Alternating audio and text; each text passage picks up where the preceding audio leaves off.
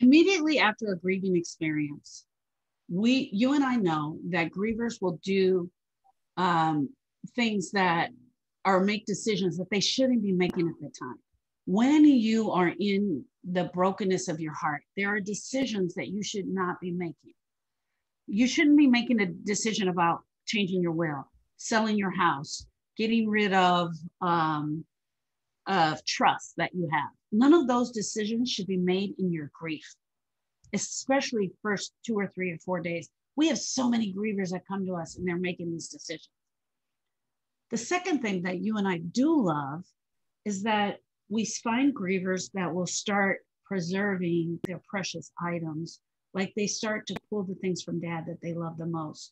Or the other thing that happens is some of the things that aren't even that important, like dad always drank out of this plastic cup, and then we want to start drinking out of that plastic cup. That's okay. We love that. One of the things that you did after Austin died was you made a box, and you started to make this box of personal items that you wanted to keep and preserve for him. Tell us about that box, Erica. Well, I don't think it started out that I knew I was going to put the box together.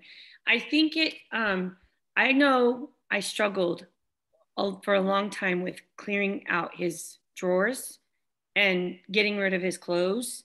I just was so emotionally attached to everything. So I didn't want one thing to be moved. And we actually kept his room. We want to keep his room the same. And it was just, there's this desire to just kind of keep things as is. But as we found our healing and we went through the program, that overwhelming urge to keep everything was not there anymore. So one day when I was ready, I decided to go through the drawers, and I said, well, I'll keep some of his things, like then later we can look at them. I don't know what I was thinking, honestly, but I know I found that box the other day in the garage. Actually, Lewis found it. Lewis found it in our shop. Wait, hold on. Did he go like, hey, Erica, here's your Austin box? No, he said, hey, Austin's box what are you doing with Austin's box? And I was like, Austin's box? What is that? Is what I said. So now where are we at? 16 years later? Going on 7. I have no recollection of even making this box. Mm-hmm. So I was like kind of excited because I was like, oh my God, how cool. So I go to the box and I open it up. So funny. I laughed for like 20 minutes. And the first thing I pulled out, and I held it up in front of me, and I was like, what's this shit?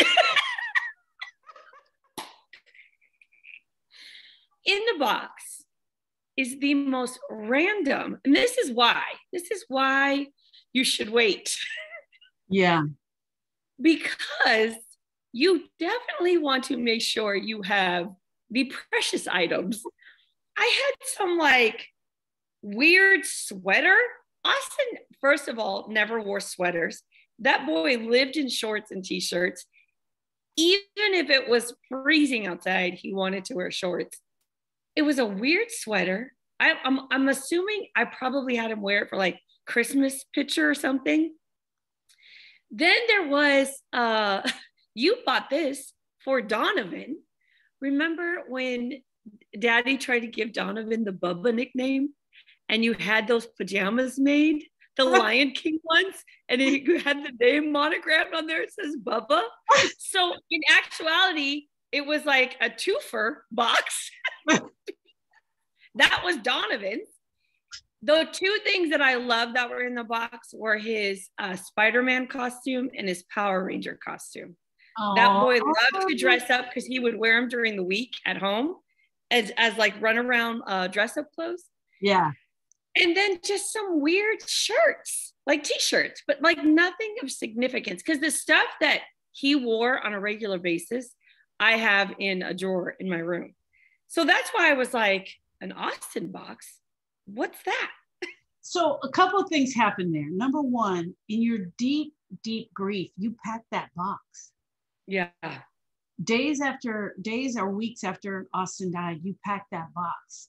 And that's why we say, don't make any life-altering decisions in your grief. Now, this is we're making fun, and it's a silly little moment to use this example. I love the idea of the grieving box. I love that idea of putting a box together of all your precious things. But make sure they're the things you're going to want to look at in 20 years. Did you want to look at the Bubba pajamas 17 years later? The only reason why I do love that the Bubba pajamas were in there is because the tie with our dad and Donovan. But yeah, no, normally that would have been like, okay, I needed supervision while I was putting this box together. Yeah. And the point of this that is so great to make is that in the days and weeks after you lose your loved one, you feel as though you want to hold on to every single thing. Yes. Because everything is precious. Like you said, dad's favorite plastic hospital cup, you know? But when you do your healing work and years later you come upon that box, the significance is not there like it was in the beginning. Yeah. And that's what's so crucial to understand. The emotion that you feel when you're packing the box should not be what you feel when you open the box 20 years later, if you've done some healing work. What did you get? What was your special thing that you wanted after Daddy died? I didn't want, hold on, let me think. I didn't want anything of his, I don't think. I didn't have it. I felt the same way because I had been given, or I borrowed and never returned, a few things of his. So there wasn't like this need to have all these things, because I think I had thoroughly enjoyed him. And I have a glass dipper of his, a bowl of his mom's. I have a pen from when he was in Knights of Columbus, like just things like that I'd already had. So I didn't need or urge to have anything special. Okay. So what about the special things that you kept from Donovan? So Donovan, I kept his, I call it his uniform because he wore it so frequently. It was a cutoff on the sleeves, his own design, I should say, not professionally done.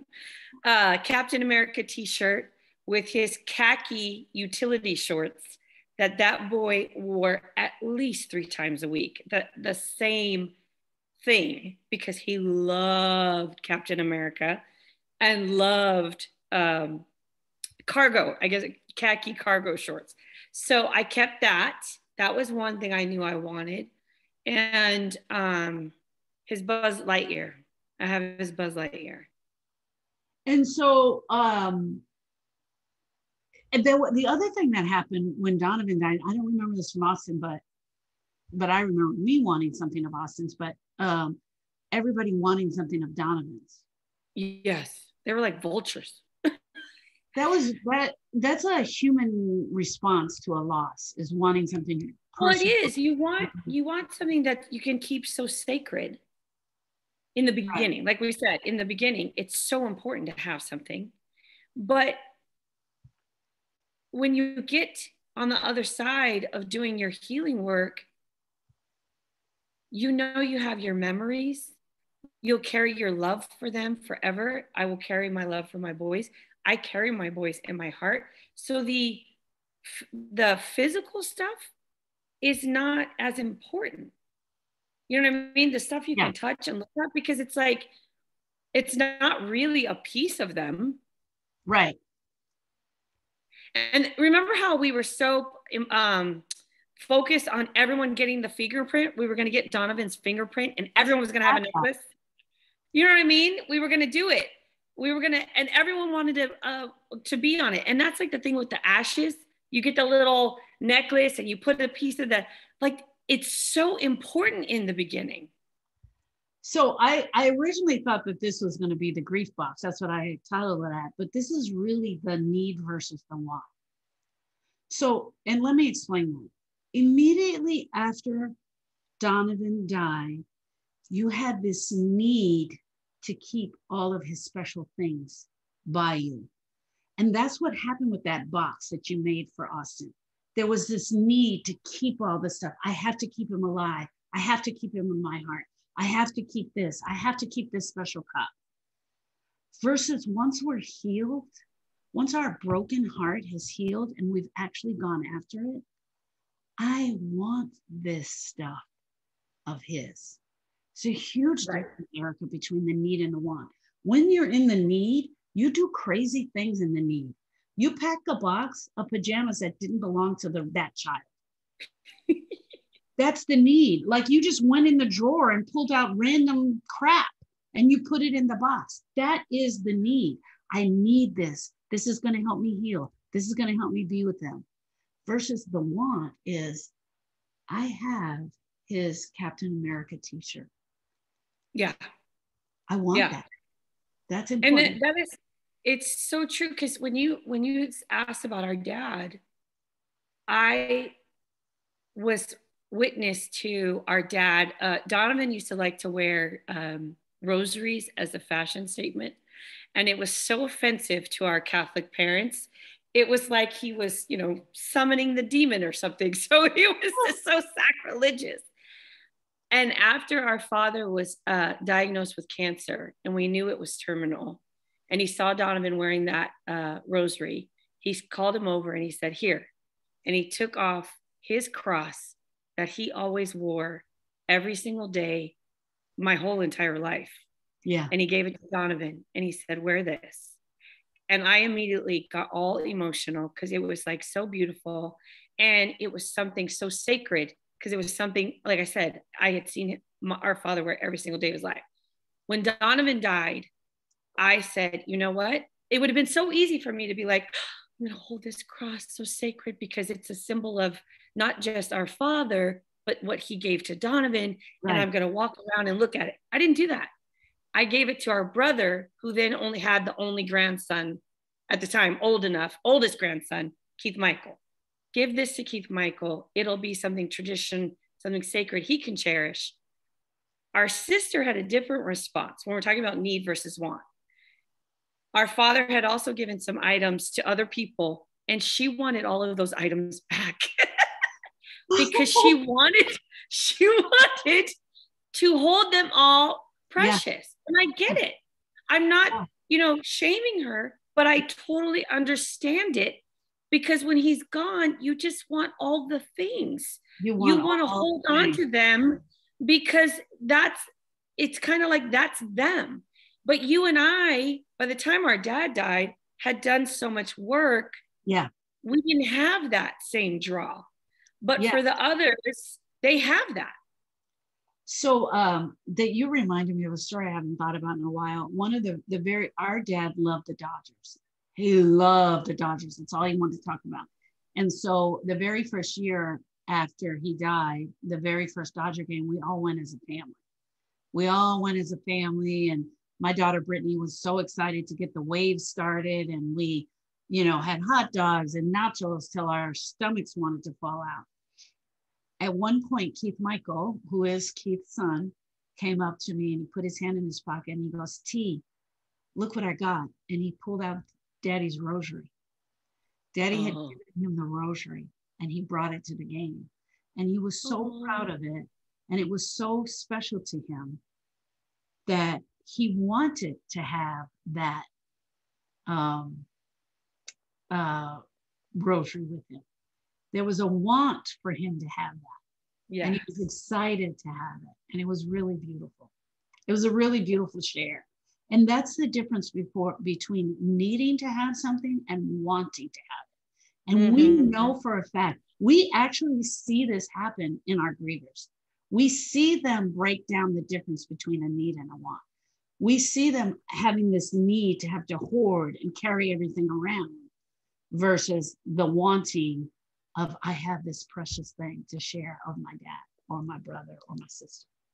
And that's when we have those conversations with clients of, have you gone through their things? Yeah. Oh, no, I'm not doing, because I don't want anyone to take anything. Yeah. And they're super hyper vigilant about who is coming into the house after and where they're going in the house. Like you can tell when they're stuck in the want, in the need, because it's like, if you move one thing, they just panic. Like, what are you doing? You know what I mean? It's like, you're like, I'm sorry, I didn't mean to touch it. I'll put it back. You know what I mean? It's got a look. The need has a look. Yeah. And a desperation to it. So I definitely tell grievers to, if they want to keep their child's room, I love that. You want to go in there and be with your child. I love for that to be a place for them to go and grieve. That's not what we're talking about here. We're talking about this 20 years later, still having the room there, 20 years later, not having people there, people touching the things, or what are you going to put in the grief box? Make the grief box. If you feel the urge to make the grief box, just think about everything you're putting in there and making sure it's the things you're going to want to see 20 years from now. Right. Because it's been 17 years and you open that grief box and you were like, what the heck is this? I laughed out loud because I thought, who let me put this in here? Like, where was my not supervision? Me. Definitely not me. But I love that I had the experience and that I'm able to laugh. I feel sad for people who 20 years later open the box and break down crying like their person just died. Yeah. I'm sad for those people. Yeah. I'm so thankful I'm at a point in my healing where I could open the box, realize I was not in my right state of mind, and know that there's not one thing in that box that has anything to do with the relationship I had with Austin or the love I have for him in my heart or the journey that he and I were on together. That's beautiful. The other thing is, and to all of our sisters, I want them to understand, when you're holding that precious item and you absolutely have to have it, you need to know where it's at all times. You won't let anyone touch it. You're deep in your grief at that moment. When you're holding that precious item because you want it, because you enjoy it, and you're willing to share it with others or allow them to take it to their house for 2 or 3 weeks, or you can touch it and you can post pictures about it, and it's a joy when you see it, that's the difference between grieving and healing. The need and the want, right there. You want to be on the want side. Yeah. You got to work to get on the want side. And you do. It takes work. Okay, sisters. Hey, here's the deal. We are every Saturday, we drop our podcast that we love doing. Erica and I enjoy doing these so much. But if you want access to us every day, where you're going to get that is in our Facebook group. Click the link below and join the Facebook group. Erica and I are in there every day. We're writing, we're putting thought-provoking questions for you. We're there with you with other sisters who are grieving. We're in there as a group, helping one another go through this most painful process in our life. Thank you for allowing us in for these few moments. We're honored to be here with you. Goodbye, friends. Bye, friends. Thank you.